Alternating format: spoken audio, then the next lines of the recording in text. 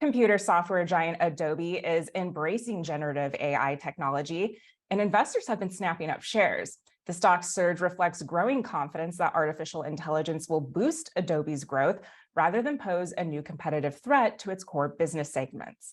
And joining me to discuss what's ahead is Ashley Still. She's the Senior Vice President of the Creative Product Group and Digital Media Growth at Adobe. And Ashley, it's so great to have you here with us. And, Adobe's really planted their flag. They've said they want to be a leader in this space. So how is the company poised to lead in this new era of generative AI? Well, first, thank you so much for having me. It's great to be here. And yes, it's been an exciting couple of months, built, of course, on decades of research and investment in AI at Adobe. And, first, we're always very passionate about our mission, and our mission is to change the world through digital experiences. And with AI, we believe that AI done right really amplifies human creativity and intelligence to new levels, but the human creator really remains at the core of what we do. And I think that's incredibly important as a starting point for how we view our opportunity, right? We believe the power of AI can actually bring more people into the market for creativity and content creation, and also elevate the professionals that already do amazing work today. So we like to talk about it as it raises the ceiling, but it also makes the tent bigger, if you will, which is exciting for us as product people and, of course, from a business perspective. Right, as I say, making the tent bigger is also exciting for investors to hear as well. And I'm curious what you see then as the competitive advantages Adobe has to really dominate in this field. Sure. So first, we already have the leading creative applications. And so we deeply understand creative workflows. And first, when we talk to businesses, all of them are on, a journey to true digital personalization. Everybody has websites, right? Everybody has, there are many mobile applications out there in the world, and certainly the pandemic accelerated that. But they're not really at the level of personalization. And so there's still so much opportunity, and content is one of the big limiting factors to getting to personalization. There's been a lot of improvements to access to data and understanding customers, but being able to really produce in an economically viable way, the content is elusive. And so first, enabling our creative applications to make, creative professionals and companies more productive is a huge opportunity and differentiation for us. Second, we actually purposely invested in our underlying model, Firefly, to be commercially safe. And what that means is we have license to the content that we use to train the model. And that's very unique in the market. And particularly when you're talking to businesses about solving that personalization opportunity, it's critical that the underlying model is commercially viable. No, that's really interesting to hear. And, we've kind of seen, as you mentioned, Firefly, that came out earlier this year.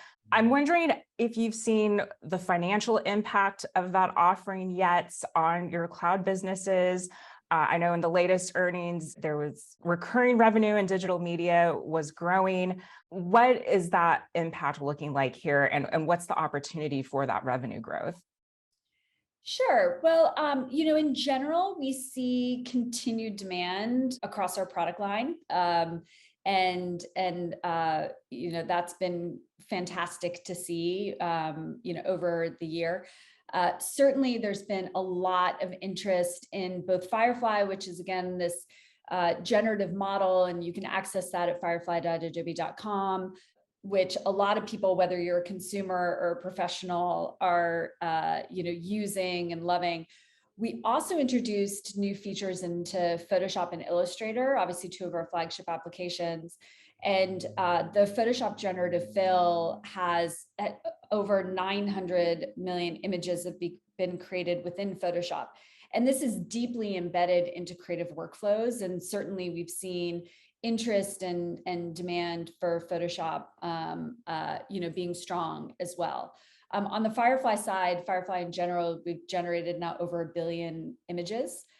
Just to give you a sense of the excitement and usage of both of the ways that we're bringing Firefly into our product line. Great. And then you talked a little bit about some of the products that are out there, but can you maybe get into a little bit of what that product roadmap looks like and what investors can expect over the next year or so? Absolutely. So as I mentioned before, our first step was to introduce Firefly. It's still in beta, and that is available both on a public-facing website. We also have an enterprise offering that we announced a few months ago that we're incredibly excited about and as our enterprise customers. And one of the things that's unique about that enterprise offering is we also are looking at both train your own model so that they can bring their own brand and style to the content that's generated, as well as specific indemnification, coverage in enterprise, which again is very clear why large companies would be interested in that. And then for Photoshop, we introduced generative fill, which has been met with just incredibly positive response, as has Firefly. And that is also still in beta. We do expect to make that generally available this year. So we look forward to continuing to make that more broadly available to our Photoshop customers. We expanded both Firefly and Photoshop globally. So it's now you can type prompts in over 100 languages. And obviously we're a very global company. Photoshop and Firefly are now available in many countries across the world.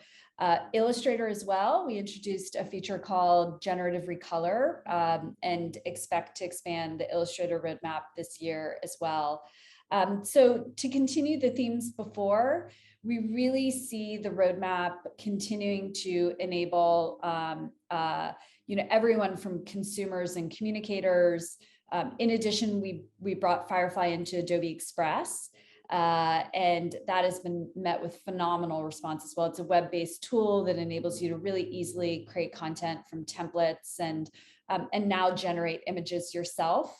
And so we have an exciting roadmap for Adobe Express and AI as well. So the themes continue to be expand the number of people who are creating, particularly through Firefly and Express, expand the value of our creative applications, whether it's Photoshop, Illustrator, and coming soon video, et cetera.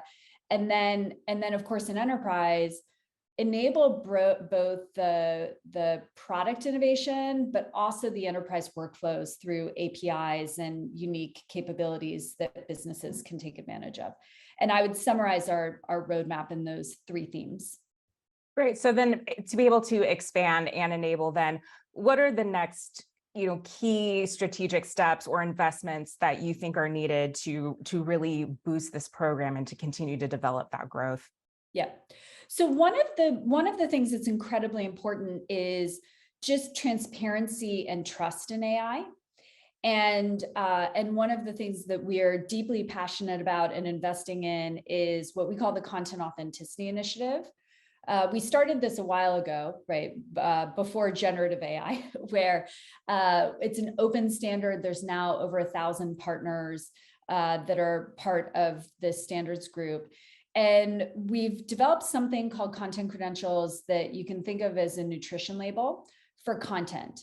And in order for all of the positive, productivity gains and creativity gains to happen in AI, there needs to be transparency. And so we are making sure that content that's produced through generative technology within our ecosystem is clearly marked as having used generative technologies, and working with partners to make this more and more common so that everyone from a consumer to a business understands how content has been created. So I think that's critical is for the industry overall.